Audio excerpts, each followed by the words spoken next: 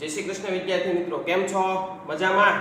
ચાલો આપણે ગાણિતીય તર્કની વાત કરી છેલ્લે એ ચેપ્ટર પૂરું કર્યું. આજે આપણે નવા ચેપ્ટર તરફ જવાનું છે, રેખાઓ. પ્રકરણ નંબર 10 રેખાઓ. બે બિંદુ આપેલા હોય વિદ્યાર્થી મિત્રો, x1 y1 અને x2 y2. તો બે બિંદુમાંથી પસાર થતી રેખાનો ઢાળ, હવે શિરોલંબ ન હોય એવી રેખાનો ઢાળ વિદ્યાર્થી મિત્રો, શિરોલંબ એટલે રેખા આમ કહેવાય, એને ઢાળ ન હોય. સીધી રેખા ક્યારે ઢાળ ન હોય, આડી રેખા ક્યારે ઢાળ ન હોય. ઢાળ કોને કહેવાય? ધારો કે આમ છે, એ ઢાળ કહેવાય. ઢાળમાં લગભગ તમને બધાને ખબર પડતી જ હોય. તો રેખાનો ઢાળ શોધવો હોય, બે બિંદુ આપેલા હોય, તો બે બિંદુમાંથી પસાર થતી હોય તેવી રેખાનો ઢાળ જોતો હોય તો y2 - y1 છેદમાં x2 - x1. ઢાળને આપણે m વડે દર્શાવીએ છીએ, બરોબર, સ્મોલ m વડે, કે ભાઈ m બરાબર y2 - y1 x2 - x1 એ રેખાના ઢાળનું સૂત્ર છે. વિદ્યાર્થી મિત્રો, પહેલા અમુક સૂત્રો તમારે તૈયાર કરવા પડશે, પછી તમે આ ચેપ્ટરની અંદર પ્રવેશ કરી શકશો. ઓકે, તો હવે જ્યારે બીજા લેક્ચરમાં તમે જ્યારે બેસો રેખાનો લેક્ચર જોવા માટે, બરોબર, ત્યારે તમારે આ બધા સૂત્ર તમારી સમક્ષ રાખવાના અને તમારે લેક્ચર જોવાનો. હું તમને એમ કહું, આ સૂત્ર તમારે જોઈ લેવાનું, બુકમાં આ સૂત્ર છે એ પ્રમાણે કામ કરવાનું. Okay, best of luck. જોઈએ વિદ્યાર્થી મિત્રો, x1 y1 અને x2 y2 બે બિંદુમાંથી પસાર થતી શિરોલંબ ન હોય તેવી રેખાનો ઢાળ m બરાબર y2 - y1 ના છેદમાં x2 - x1. હવે તમને કોઈ પણ બે બિંદુ આપ્યા હોય, બરોબર, એ બે બિંદુ આપ્યા હોય તો એના પછી તમે ઢાળ શોધતા આવડી જાય. પછી x અક્ષની ધન દિશા સાથે આલ્ફા ખૂણો બનાવતી રેખાનો ઢાળ. હવે x અક્ષની ધન દિશા સાથે ધારો કે આલ્ફા માપનો ખૂણો બનાવતો હોય, બરોબર, કોઈ પણ ખૂણો આલ્ફા માપનો બનતો હોય x અક્ષની ધન દિશા સાથે, ત્યારે તમને ઢાળ શોધવાનું કે ત્યારે m બરાબર તમારે tan આલ્ફા લઈ લેવાનું. ધારો કે 30 નો ખૂણો હોય તો m બરાબર tan 30, એટલે કે 1/√3, એટલે ઢાળ આપણને મળી ગયો 1/√3. ખૂણાનું માપ આપેલું હોય અને તમારે ઢાળ જોતો હોય, ટૂંકમાં ખૂણાનું માપ આપેલું હોય અને તમારે ઢાળ જોતો હોય ત્યારે સૂત્ર છે m બરાબર tan આલ્ફા. આ tan આલ્ફા છે, m બરાબર tan આલ્ફા. આલ્ફાની જગ્યાએ 30, 45, 60 જે ખૂણો હોય તમે મૂકી શકો, તમને ઢાળ મળી જાય. હવે સમક્ષિતિજ રેખાનો ઢાળ શૂન્ય. સમક્ષિતિજ એટલે સીધી રેખા. સીધી રેખાને ક્યારે ઢાળ હોતો નથી, એટલે એનો ઢાળ 0. શિરોલંબ રેખાનો ઢાળ, હવે સમક્ષિતિજ રેખા સીધી હોય એટલે એનો ઢાળ ન હોય એટલે 0. હવે સમક્ષિતિજને તો ઢાળની ક્યાં વાત જ કરો છો, એ તો સીધી રેખા હોય, બરોબર, અને શિરોલંબ રેખા હોય, બરોબર, તેનો ઢાળ કેવો થાય? અવ્યાખ્યાયિત. સમક્ષિતિજ રેખાનો ઢાળ 0. તમને કાલ સવારે કોઈ પણ દાખલો આપે ને તમને એમ કે આ બે સમાંતર રેખાઓ છે કે નહીં એ ચેક કરો, અથવા બંને રેખાઓ સમાંતર છે એવું સાબિત કરો, તો તમારી બે રેખાના ઢાળ શોધી નાખવાના. જો બે રેખાના ઢાળ સમાન હોય તો બે ભિન્ન રેખાઓ છે એ કેવી હોય? સમાંતર. તમને એવું પૂછે કે આ બે રેખા સમાંતર છે એવું સાબિત કરો, તમારે બેના ઢાળ શોધવાના, બરોબર. બેના ઢાળ કેવા? બે રેખાના અલગ અલગ ઢાળ શોધવાના, બેના ઢાળ કેવા સાબિત કરવાના? સમાન. સમાન સાબિત કરો તો એ રેખા કેવી થઈ? સમાંતર રેખા થઈ. એવી રીતે તમે ક્યારેક એવું પૂછે કે બે રેખા પરસ્પર લંબ છે એવું સાબિત કરો, તો તમારે બેના ઢાળનો ગુણાકાર -1 સાબિત કરવાનો. ધારો કે પહેલાનો ઢાળ તમે m1 ધારી લીધો હોય, બીજાનો ઢાળ તમે m2 ધારી લીધો હોય, તો m1 * m2 બરાબર -1. આવું તમારે કરવાનું, સાબિત કરવાનું. બેના ઢાળનો ગુણાકાર -1 તમારે સાબિત કરવાનો. પહેલી રેખાનો ઢાળ m1, બીજી રેખાનો ઢાળ m2, બેનો ગુણાકાર તમે -1 સાબિત કરી દો એટલે બે રેખા પરસ્પર લંબ છે એવું સાબિત થઈ જાય. આગળ જોઈએ, ત્રણ ભિન્ન બિંદુ ABC સમરેખ હોવા માટેની શરત. હવે તમને ત્રણ સમરેખ બિંદુ આપી દે, a બરાબર 3, 5, b બરાબર 7, 8, c બરાબર -1, -2, કોઈ પણ ત્રણ શિરોબિંદુ, અને તમને એ પૂછે સમરેખ છે સાબિત કરો, અથવા સમરેખ છે એવો પ્રશ્ન પૂછે, ત્યારે તમારે શું કરવાનું વિદ્યાર્થી મિત્રો? AB નો ઢાળ શોધવાનો, BC નો ઢાળ શોધવાનો. હવે AB નો ઢાળ કેવી રીતે શોધો? તો a બિંદુને b બિંદુ હોય અને x1 y1 x2 y2 કરી અને આમાં કિંમત મૂકી દો એટલે તમને AB નો ઢાળ મળી જાય. એવી રીતે વિદ્યાર્થી મિત્રો તમારે BC નો ઢાળ શોધવાનો, તો b બિંદુ હોય અને x1 y1 કહી દેવાનું, c બિંદુ હોય અને x2 y2 કહી દેવાનું, અને આ સૂત્રમાં કિંમત મૂકી દો એટલે તમને BC નો ઢાળ મળી જાય. બેનો ઢાળ સમાન આવે તો આપેલા ત્રણેય શિરોબિંદુ સમરેખ છે, અને જો બંનેનો ઢાળ સરખો ન આવે તો આપેલા ત્રણેય શિરોબિંદુ અસમરેખ છે. સમરેખ સાબિત કરવા માટે બંનેનો ઢાળ કેવો સાબિત કરવો પડે? સરખો સાબિત કરવો પડે. આગળ જોઈએ વિદ્યાર્થી મિત્રો, x અક્ષથી a જેટલા અંતરે આવેલ સમક્ષિતિજ રેખાનું સમીકરણ y બરાબર +or -a. કાલે સવારે તમને એમ કહી દે કે x અક્ષથી 3 એકમ જેટલા અંતરે આવેલી સમક્ષિતિજ રેખાનું સમીકરણ ખાલી જગ્યા, તો y બરાબર +or -3. એ તમને કોઈ પણ આપે, એ અજ્ઞાત સંખ્યા છે, અચળ સંખ્યા છે, કોઈ પણ હોઈ શકે. એવી રીતે y અક્ષથી b જેટલા અંતરે આવેલ શિરોલંબ રેખાનું સમીકરણ તમને y અક્ષથી આપે એટલે શિરોલંબ થાય. y અક્ષથી b જેટલા અંતરે 3 જેટલા, 4 જેટલા, 5 જેટલા, તો x બરાબર +or -3, x બરાબર ±5 કીધું હોય તો 5 તો y અક્ષ થી b જેટલા અંતરે આવેલા શિરોલંબ રેખાનું સમીકરણ x બરાબર ±b. x એમ ન હોઈ શકે, b એટલે અચળ સંખ્યા કોઈ પણ હોઈ શકે, જેટલા અંતરે કીધું હોય એ મૂકી દેવા. બે x1 y1 અને x2 y2 બે બિંદુમાંથી પસાર થતી m ઢાળવાળી રેખાનું સમીકરણ. આ સમીકરણ તમારે બહુ કામ લાગશે. સમીકરણનું સૂત્ર છે વિદ્યાર્થી મિત્રો y y1 બરાબર mx x1. જો ઢાળ ન આપ્યો હોય, બરાબર ધ્યાન આપજો, ઢાળ આપ્યો હોય, બે બિંદુ આપેલા હોય અને ઢાળ આપ્યો હોય તો બિંદુ ઢાળ સમીકરણ કહેવાય. આ બિંદુ ઢાળ સમીકરણમાં કાંઈ ન હોય, તમને બે બિંદુ આપેલા હોય x1 y1 x2 y2 એટલે કે 3 5 અને 7 8 માંથી પસાર થતી અને 4 ઢાળવાળી, બરોબર, 4 એટલે m ઢાળ આપ્યો હોય એ તમે સીધું આ સૂત્રમાં મૂકી દો એટલે તમારો દાખલો પૂરો થઈ જાય. પણ ધારો કે વિદ્યાર્થી મિત્રો પરીક્ષામાં તમને ઢાળ આપ્યો નથી અને સીધું આવી રીતે આપેલું છે કે x1 y1 અને x2 y2 બે બિંદુમાંથી પસાર થતી રેખાનું સમીકરણ મેળવો, બરોબર. તો ઢાળ તમારે પહેલા આ સૂત્ર મૂકીને ઢાળ શોધી નાખવાનો. ઈ જ આ છે, આ જે સૂત્ર છે m નું સૂત્ર છે. હવે તમે m મૂકી ગયો એટલે આ સૂત્ર જે છે એ જ આ સૂત્ર બની જાય. તમે જુઓ અહીંયા m મૂકી દો એટલે આ સૂત્ર છે એ જ આ સૂત્ર છે. એટલે આ સૂત્ર મેં બે વાર એટલા માટે લખ્યું છે ક્યારેક ઢાળ ન આપ્યો હોય ત્યારે તમારે આ રીતે પહેલા m ઢાળ શોધી નાખવાનો અને પછી આ સૂત્ર મૂકી ગયો તોય ચાલે. એવું ન કરવું હોય એટલે ડાયરેક્ટ આ સૂત્ર મૂકી ગયો તો પણ ચાલે કે બે શિરોબિંદુમાંથી પસાર થતી રેખાનું સમીકરણ શોધો. તો રેખાનું સમીકરણ શોધવા માટે ફરજિયાત ઢાળ જોઈએ. ઢાળ તો હોવો જ જોઈએ. ઢાળ ન હોય તો પેલા m શોધવો પડે. m એટલે આ રીતે શોધે. આ રીતે શોધીને સીધું આ સૂત્ર મૂકી ગયો તોય ચાલે. તમને એવું લાગે તમારે એવું નથી કરવું, તમારે તો આ સૂત્ર મૂકવાનું y y1 બરાબર y2 y1 ના છેદમાં x2 x1 x x1. આવું ક્યારે કરવાનું? ફક્ત બે બિંદુ આપ્યા હોય ત્યારે, ઢાળ નો આપ્યો હોય ત્યારે. ઢાળ આપ્યો હોય તો તમારી પાસે સીધું આ સમીકરણ છે, આ સમીકરણમાં મૂકી દેવાની કિંમત. ઓકે, આગળ જોઈએ. m ઢાળવાળી અને જેનો y અંતઃખંડ c હોય તેવી રેખાનું સમીકરણ y બરાબર mx c. એટલે ખાલી ઢાળ આપ્યો હોય અને અંતઃખંડ આપ્યો હોય. ઢાળ આપ્યો હોય એટલે ખાલી અંતઃખંડ આપ્યો એટલે ઢાળ અંતઃખંડ સ્વરૂપ સમીકરણ કહેવાય. તેનું સૂત્ર આવે y બરાબર mx c. આગળ m ઢાળવાળી અને જેનો x અંતઃખંડ d હોય તેવી રેખાનું સમીકરણ. તો m ઢાળવાળી અને x અંતઃખંડ d હોય એટલે y બરાબર mx d એનું સૂત્ર છે. આ યાદ રાખવાનું. m ઢાળવાળી અને x અંતઃખંડ આપ્યો હોય ત્યારે આ સૂત્ર વાપરવાનું, y અંતઃખંડ આપ્યો હોય ત્યારે આ સૂત્ર વાપરવાનું. બે અલગ અલગ છે, ઢાળ અને y અંતઃખંડ તો આ સૂત્ર, ઢાળ અને x અંતઃખંડ તો આ સૂત્ર. આગળ x અક્ષ સાથે a અને y અક્ષ સાથે b જેટલા અંતઃખંડ બનાવતી રેખાનું સમીકરણ x/a + y/b બરાબર 1. એટલે કે તમને x અક્ષ સાથેનો અને y અક્ષ સાથેનો બંને અંતઃખંડ આપેલા હોય ત્યારે અંતઃખંડ સ્વરૂપ સમીકરણ કહેવાય. આ ખાલી, બરાબર, x/a + y/b બરાબર 1. આ ખાલી અંતઃખંડ સ્વરૂપ સમીકરણ. આ ઢાળ અંતઃખંડ સ્વરૂપ, આ ખાલી અંતઃખંડ. બે અંતઃખંડ તમને આપ્યા હોય અને તમને એમ કે રેખાનું સમીકરણ શોધો તો x/a + y/b બરાબર 1. જે અંતઃખંડ આપ્યા એના છેદમાં મૂકી દો એટલે તમને રેખાનું સમીકરણ મળે. તો વિદ્યાર્થી મિત્રો ઢાળવાળી વાત કરીએ તો ઢાળ બિંદુ શકેલા તો બે બિંદુ અને ઢાળ આપેલો હોય સમીકરણ એટલે કે આ અને આ બે એક જ છે. એટલે m ઢાળ આપ્યો હોય અને y અંતઃખંડ આપ્યો હોય ત્યારે આ સમીકરણ y બરાબર mx c. m ઢાળ આપ્યો હોય અને x અંતઃખંડ આપેલો હોય ત્યારે સૂત્ર y બરાબર mx d. આ d અંતઃખંડ એટલે મેં x નો અંતઃખંડ d લીધેલો. અહીં 4 આપે, 5 આપે, 6 કોઈ પણ, અહીંયા 1 2 3 ગમે આપે. એ અચળ સંખ્યા છે. x અંતઃખંડ અને y અંતઃખંડ બંને અંતઃખંડ આપેલા હોય ત્યારે રેખાનું સમીકરણ શોધો તો x/a + y/b બરાબર 1. ઉગમ બિંદુમાંથી જે રેખા પર દોરેલા લંબની લંબાઈ p હોય, સાંભળજો, ઉગમ બિંદુમાંથી રેખા પર દોરેલા લંબની લંબાઈ તમને આપેલી હોય અને લંબ x અક્ષની ધન દિશા સાથે આલ્ફા માપનો ખૂણો બનાવતો હોય ત્યારે રેખાનું સમીકરણ x cos α + y sin α બરાબર p. આ સૂત્ર વાપરો.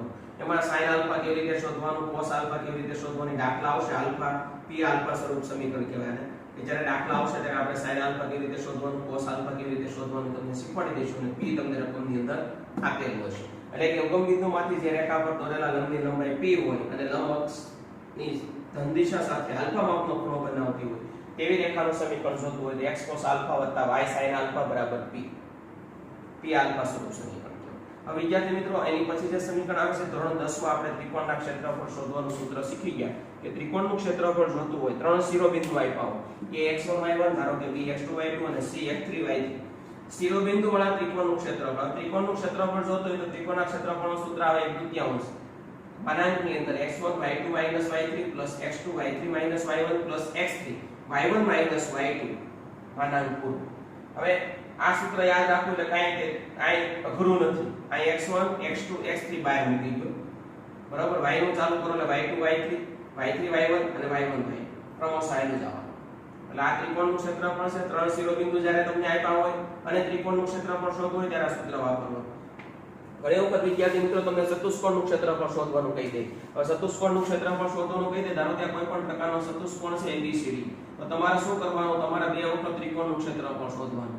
આનું ABC નું ક્ષેત્રફળ શોધવાનું, આ ત્રણ શિરોબિંદુ લઈ લેવાના, આમાં મૂકવાના. પછી આ એક વખત ક્ષેત્રફળ શોધી નાખ્યું, પછી આ ACD શિરોબિંદુ લઈ લેવાના, આ ત્રણેય, અને આ ક્ષેત્રફળ શોધવાનું. અને બેનો સરવાળો કરી નાખો એટલે તમને ચોરસ કે ચતુષ્કોણ ગમે આપેલું એનું ચોરસ નહીં, કારણ કે ચોરસ નો તો આપણને ખબર છે બાજુનો વર્ગ થાય. લંબચોરસ હોય તો લંબાઈ ગુણ્યા પહોળાઈ થાય, પરંતુ સમાંતર બાજુ હોય કે કોઈ પણ ચતુષ્કોણ બીજો આપેલો હોય, બરોબર, ત્યારે તમારે આ ચતુષ્કોણનું ક્ષેત્રફળ જોતું હોય તમારે બે ત્રિકોણ, પહેલા આ ત્રિકોણ પછી આ ત્રિકોણ, પછી જે બેનો જવાબ આવે બેનો કરી નાખાય, સરવાળો કરી નાખાય, એટલે તમને ચતુષ્કોણનું ક્ષેત્રફળ મળી જાય. એના માટે તમને ત્રિકોણના ક્ષેત્રફળનું સૂત્ર આવડવું જરૂરી છે.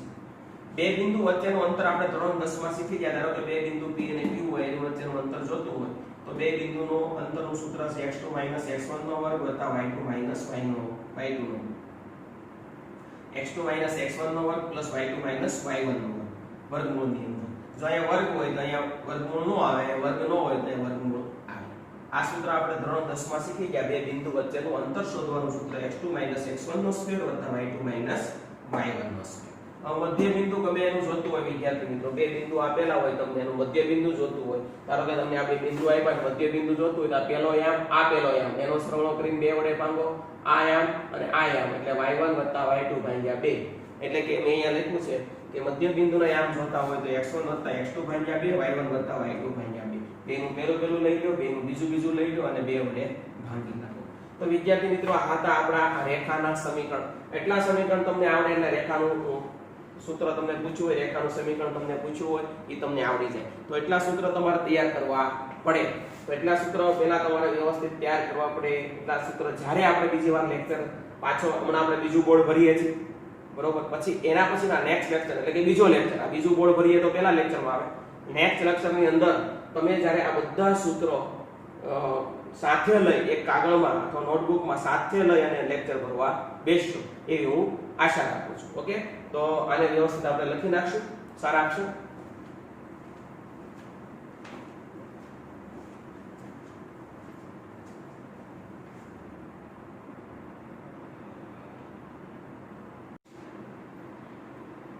જોઈએ વિદ્યાર્થી મિત્રો સ્વાધ્યાય 10.1. હમણાં આપણે સૂત્ર જોયા પછી આપણે સ્વાધ્યાય 10.1 તરફ જઈએ.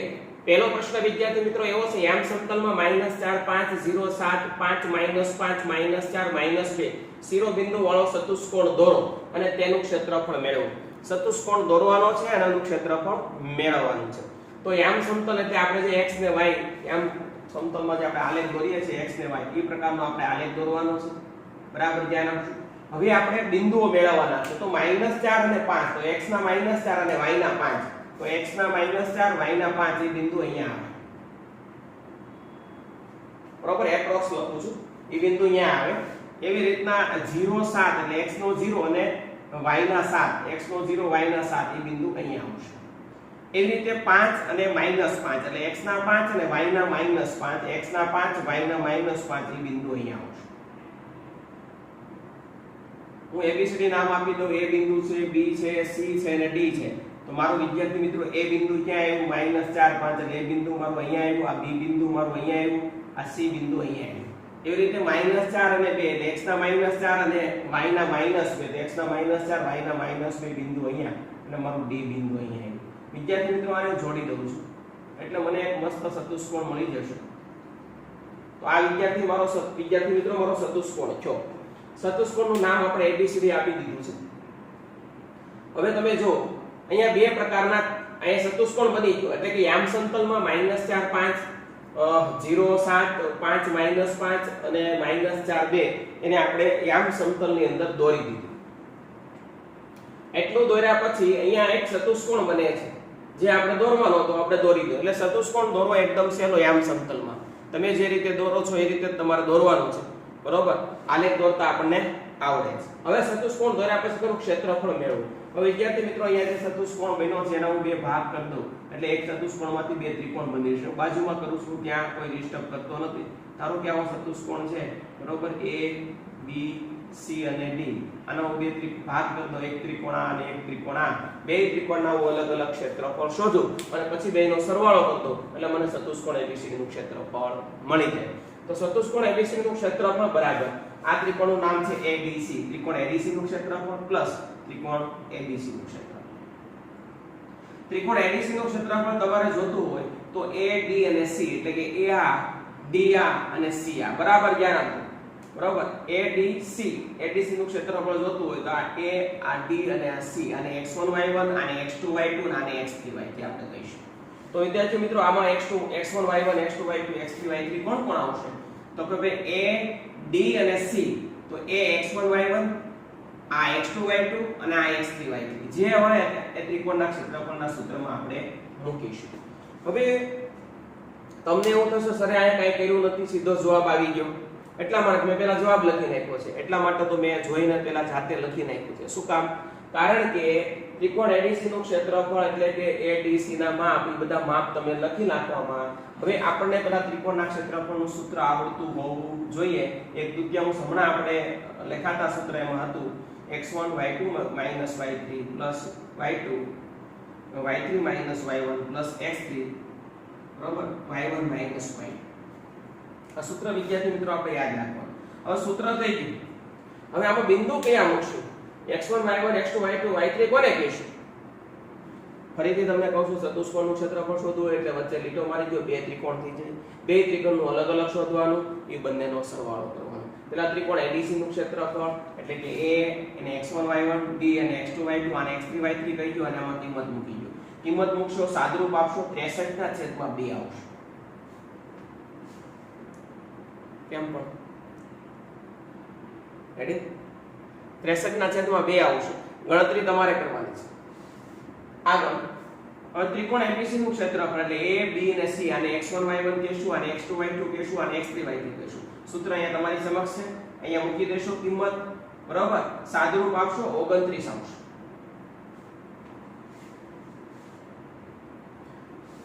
ચતુષ્કોણનું ક્ષેત્રફળ જોતું બેનો સરવાળો કરવો પડે એટલે લખો ચતુષ્કોણનું ક્ષેત્રફળ આ વત્તા એટલે કે આનું 63/2 આવ્યું, આનું 29 આવ્યું. બેનો સરવાળો 63/2 વત્તા 29 આ બગડો અહીંયા ગુણી નાખો એટલે 29 દુ 58/2 63 વત્તા 58/2 એટલે 121/2. આ ચોરસ એકમ આ મળી ગયું ચતુષ્કોણનું ક્ષેત્રફળ.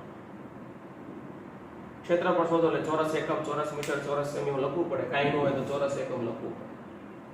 તો વિદ્યાર્થી મિત્રો આ હતું સ્વાધ્યાય 10.1 નો પહેલો પ્રશ્ન. એકદમ ઈઝી પ્રશ્ન હતો.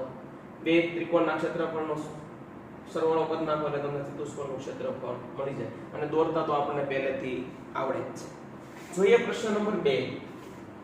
આગળ સમજાય જેવો પ્રશ્ન. એક સમબાજુ ત્રિકોણનો પાયો y અક્ષ પર એવી રીતે આવેલો છે કે તેનું મધ્ય બિંદુ ઉગમ બિંદુ છે. બરાબર જ્ઞાન આપજો. તો આ બિંદુ આપણે જાતે ધારવાનું. બરાબર જોઈ લો. એક સમબાજુ ત્રિકોણનો પાયો y અક્ષ પર એવી રીતે આવેલો છે. એક સમબાજુ ત્રિકોણનો પાયો એટલે કે અહીંયા ત્રિકોણ બનતું હશે પણ આનો પાયો y અક્ષ પર એવી રીતે આવેલો છે કે તેનું મધ્ય બિંદુ ઉગમ બિંદુ બને. હવે આનું મધ્ય બિંદુ ઉગમ બિંદુ ક્યારે બને વિદ્યાર્થી મિત્રો? તો હું બે યામ કયા લઉં? અમે મારા જાતે વિચારી લીધા છે કે હું બીના યામ એવા લઉં કે જે એનાથી વિરોધી હું સીના યામ લઉં. હું b ઉપર કોઈ પણ યામ મૂકું એટલે x નો 0 મુકાય. બીના યામમાં મેં a મૂક્યો, અહીંયા x નો 0, અહીંયા a મૂકો તો મારા માઈનસ a મૂકવો પડે. શું કામ? કે મધ્ય બિંદુ જ્યારે તમે વિદ્યાર્થી મિત્રો મેળવો છો ત્યારે જ્યારે સરવાળો કરો છો 0 + 0/2 અને a - a/2 0 + 0/2 એટલે 0, a માંથી a જાય તો 0 0/2 એટલે 0 આવી ગયું ઉગમ બિંદુ એટલે 0 0. એટલે જેનું મધ્ય બિંદુ ઉગમ બિંદુ હોય એટલે આપણે a અને b ના યામ એવા b અને c ના યામ એવા ધારવાના કે જેનો સરવાળો 0 0 આવે. તો એમાં કયા ધારી શકો તમે? એટલા માટે મેં ધાર્યું છે b નું a 0 અને c નું 0 - a. જો અહીંયા લખેલું ઈ મને ક્યાંથી આઈડિયા આવી? ઈ મને આઈડિયા અહીંથી આવી એક સમબાજુ ત્રિકોણનો પાયો y અક્ષ ઉપર છે. ધારો કે પાયો BC છે અને y અક્ષ ઉપર છે, આ પાયો છે BC, ઈ y અક્ષ ઉપર છે. તો b ના સીનાયામ હું એવા લઉં કે તેનું મધ્ય બિંદુ ઉગમ બિંદુ બને. એટલે મેં b ના સીનાયામ 0a અને 0 a લીધું. મેં એનો સરવાળો કર્યો તો એનું મધ્ય બિંદુ મને ઉગમ બિંદુ મળ્યું. એટલે મેં ધારેલા યામ મારા સાચા છે. હવે આનું અંતર સૂત્ર વાપરો. બરોબર, આ બે વચ્ચેનું અંતર સૂત્ર વાપરો એટલે BC 0 - 0 એનો વર્ગ એટલે 0, a - a એનો વર્ગ એટલે સમજાય છે, પ્લસ 2a નો વર્ગ એટલે 4a² વર્ગમૂળ કાઢો એટલે 2a. એટલે આ BC નું અંતર શોધો આ રીતે અંતર સૂત્ર વાપરી.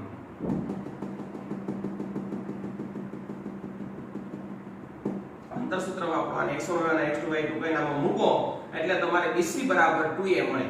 અહીંથી મળ્યા છે બે આમ ઉપરથી અમને BC મળ્યું છે. ઓકે, ખાલી જાણ ખાતર. હવે જોઈ લો ત્રિકોણનો પાયો તમને આપી દીધો BC બરાબર. ધ્યાન આપજો, હવે દાખલો શરૂ થાય છે. ધારો કે ત્રિકોણનો પાયો BC y અક્ષ ઉપર આવેલો છે, આ BC, અને b ના સીનાયામ આપણે જાતે ધર્યા. ધારો કે તમને આ ખબર નથી પડતી, એનો કોઈ ઇશ્યુ નથી, તો OB અને OC વચ્ચેનું અંતર છે અહીંથી આ આનું એટલું પેલું અંતર અને બીજું એટલું અંતર. આનું અંતર સૂત્ર આ અંતર સૂત્ર વાપરો એટલે આ તમને મળી જાય. પણ એની હાલ પૂરતી કોઈ જરૂર નથી. હાલ પૂરતી જરૂર છે પેલા બે બિંદુ, પેલા તો પાયો મૂકી દો. પાયો BC બનાવવો પડશે y અક્ષ ઉપર. જોજો દાખલો શરૂઆત થાય છે. ત્રિકોણનો પાયો BC y અક્ષ ઉપર છે, આ y અક્ષ ઉપર મૂકી દીધો પાયો 0a અને 0 માઈનસ. બે વચ્ચેનું અંતર શોધી નાખ્યું, BC 2a મળ્યું. બરાબર. હવે આગળ ત્રીજો શિરોબિંદુ આપણે ધારવું પડે. સમબાજુ ત્રિકોણની બાજુ 2a હોય, આ બાજુ એક 2a થઈ ગઈ, બરોબર. BC બાજુ 2a થઈ ગઈ. શું કામ? અંતર સૂત્ર વાપર્યું. આ બિંદુ એવા ધાર્યા આપણે કે જેથી કરીને 0 0 મળી ગયું. અહીંયા 2a તમને એટલે આપી દીધું એટલે તમને ખબર પડે a ને માઈનસ a ધારવાનો છે. અહીંયા 2b આપ્યું તો b ને માઈનસ b ધારો. અહીં 2c આપ્યું તો c ને માઈનસ c ધારો. ઓકે, હવે ફરીથી બે બાજુ આપણે ધારી, બે બિંદુ આપણે ધારી લીધા b અને c. BC પાયો છે, ઈ y અક્ષ ઉપર આવેલો છે. હવે એક બિંદુ ત્રિકોણનું ઘટે, બરોબર, ઈ x અક્ષ ઉપર હોય તો જ સમબાજુ ત્રિકોણ બને. તો x અક્ષ ઉપર આવેલું બિંદુ a છે તો એનો યામ ધારી લો x. અહીં ગમે ધારી લેવાનું. y નો તો 0 જ આવે કારણ કે x અક્ષ ઉપર હોય એટલે y નો શું આવે? 0. તો મેં ah 0 ધાર્યો. તમે h ની જગ્યાએ x પણ લખી શકો, y પણ લખી શકો, ગમે લખી શકો. મેં h 0 ધાર્યો છે. ત્રિકોણનો ત્રીજો શિરોબિંદુ મળી ગયો. ત્રણેય શિરોબિંદુ મેળવવા અગત્યના છે. પછી તો ખબર પડે સમબાજુ ત્રિકોણ છે. સમબાજુ ત્રિકોણ હોય તો AB બરાબર BC બરાબર AC થાય. એટલે સમબાજુ ત્રિકોણ હોવાથી AB બરાબર BC એટલે કે AB² બરાબર BC². આપણે ધોરણ 10 માં અંતર સૂત્ર વાપરતા AB નું a અને b બે વચ્ચેના યામનું બાદબાકી કરવાની. a અહીંયા છે, b અહીંયા છે, એટલે 0 - h નો વર્ગ અને 0 - a નો વર્ગ. અહીંયા BC ના કમ્પ્લીટલી આપ્યા છે 2a, એ 2a મૂકી દો. બરોબર. આ અંતર સૂત્ર વાપર્યું છે મારો ભાઈ AB નું. a અને b વચ્ચેનું અંતર સૂત્ર આવડો આ માઈનસ આ નો વર્ગ, આ માઈનસ આ નો વર્ગ. BC નું અંતર સૂત્ર વાપરવાની જરૂર નથી, એ કમ્પ્લીટલી 2a આપેલું છે તે આપણે આગળ શોધેલું છે. એ BC ની જગ્યાએ મૂકેલું છે. h નો વર્ગ કહેવાય 0 - a એટલે એનો વર્ગ કહેવાય 2a એટલે 4a² કહેવાય. a² આ બાજુ આવીને બાદ થાય, 4a² માંથી a² જાય એટલે 3a². આ બાજુ વર્ગ હોય, આ બાજુ વર્ગમૂળ કાઢવું પડે. આનું વર્ગમૂળ એટલે +1 - √3a. અને h ના યામ મળી ગયા. h ના યામ અહીંયા મૂકી જો એટલે ત્રીજું શિરોબિંદુ તમને મળી ગયું. b ને c ઓલરેડી હતું, આપણે ધારેલું છે. તો ફરી વખત 1 મિનિટમાં રિવિઝન. વિદ્યાર્થી મિત્રો, સમબાજુ ત્રિકોણનો પાયો y અક્ષ ઉપર આપ્યો. ધારો કે પાયો BC છે તો b ના સીનાયામ એવા ધારો કે જેનું મધ્ય બિંદુ ઉગમ બિંદુ થાય એટલે 0a અને 0 - a થઈને 2a હતું. 2b હોત તો b ને માઈનસ b થાય. હવે આ બેનો સરવાળો કરીને 2 વડે ભાગું, મધ્ય બિંદુ જોઉં છું તો બેનો સરવાળો કરીને 2 વડે ભાગું, મધ્ય બિંદુ હકીકતમાં 0 0 ઉગમ બિંદુ આવી ગયું. એટલે આ શરતનું પાલન થાય છે. બરોબર. અને બીજી બાજુ શોધી નાખવાનું. આ બાજુ BC નો શોધી આપેલી છે 2a લખી નાખો. BC બરાબર 2a. ત્રીજો શિરોબિંદુ આપણે લેવું પડે જાતે. બરોબર. સમબાજુ ત્રિકોણ હોય તો x અક્ષ ઉપર જ લેવું પડે તો જ આ ત્રણ ભાગ સરખા થાય. તો x અક્ષ ઉપર આવેલું બિંદુ ત્રીજું a 0 h 0 છે અથવા x 0 છે, જે લેવું. હવે ત્રિકોણ ત્રણેય શિરોબિંદુ મળી જાય એટલે ત્રિકોણ સમભુજ છે એટલે AB બરાબર BC બરાબર AC લખાય. આપણે AB બરાબર BC લખ્યું કારણ કે બે બાજુ સરખી જ હોય, ત્રણેય સરખી હોય. એટલે આ બેનો વર્ગ કરી નાખ્યો. 10મા ધોરણમાં વાપરતા એમ અંતર સૂત્ર વાપર્યું AB વચ્ચેનું. BC ના કિંમત અહીંથી સીધે લખી, સાદુરૂપ આપ્યું, h મળી ગયો. h અહીંયા મૂકી ગયો એટલે કે અહીંયા મૂકી ગયો એટલે તમને બે h એની કિંમત a બિંદુ મળી જાય, શિરોબિંદુ. બી ને સી આપેલા ત્રણેય શિરોબિંદુ શોધવાના હતી, આપણે શોધી નાખ્યા. પ્રશ્ન નંબર 3, જ્યારે પેલો પ્રશ્ન નંબર 3 માં બે પ્રશ્ન પૂછ્યા. પેલો PQ y અક્ષને સમાંતર હોય અને બીજું PQ x અક્ષને સમાંતર હોય ત્યારે P અને Q વચ્ચેનું અંતર શોધવાનું છે. અને PQ એટલે બે બિંદુ વચ્ચેનું અંતર શોધવાનું, P અને Q વચ્ચેનું. હવે બરાબર ધ્યાન આપજો. PQ વચ્ચેનું અંતર શોધવાનું સૂત્ર આપણે જાણીએ છીએ. બે બિંદુ વચ્ચેનું અંતર શોધવાનું સૂત્ર આવ્યું x2 - x1 નો સ્ક્વેર વત્તા y2 - y1 નો સ્ક્વેર અંડર રૂટ, બરોબર. વર્ગમૂળની અંદર x2 - x1 નો સ્ક્વેર પ્લસ y2 - y1 નો સ્ક્વેર. આ બે બિંદુ વચ્ચેનું અંતર શોધવાનું સૂત્ર છે. સૂત્ર પહેલા લખી નાખો. પહેલો પ્રશ્ન હું આપ્યો બરાબર ધ્યાન આપજો. PQ y અક્ષને સમાંતર છે. જો PQ y અક્ષને સમાંતર હોય તો x1 બરાબર x2 થાય, એટલે કે x1 ને x2 સરખા થાય. તો આમાં x1 x2 બે સરખા થાય તો આ બે સરખા હોય તો સરખાની બાદબાકી 0 થાય, 0 નો વર્ગ 0 થાય એટલે આ પદ 0 થઈ જાય. જો આ પદ 0 થઈ જાય તો ખાલી આ પદ વધે. મેં અહીંયા લખ્યું છે વર્ગમૂળ કાઢો, વર્ગ ને વર્ગમૂળ બે વીર છે એટલે માનાંકમાં તમે લખીશું y2 - y1. આવી જ રીતે PQ x અક્ષને સમાંતર હોય તો y1 બરાબર y2 થાય. એ તમારે જાતે ગણવાનું. આનું આ સૂત્ર ફરીથી અહીં મૂકવાનું. y1 y2 બે સરખા થાય એનો મતલબ કે આ 0 થશે, આ 0 થશે એટલે કે ખાલી આ વચ્ચે શું વચ્ચે વર્ગમૂળની અંદર શું વચ્ચે x2 - x1 હોલ સ્ક્વેર બહાર કાઢશો એટલે માનાંકમાં લખશો એટલે આ રીતે આવશે. ઓકે, આ રીતે તમે સાદુરૂપ આપી શકશો.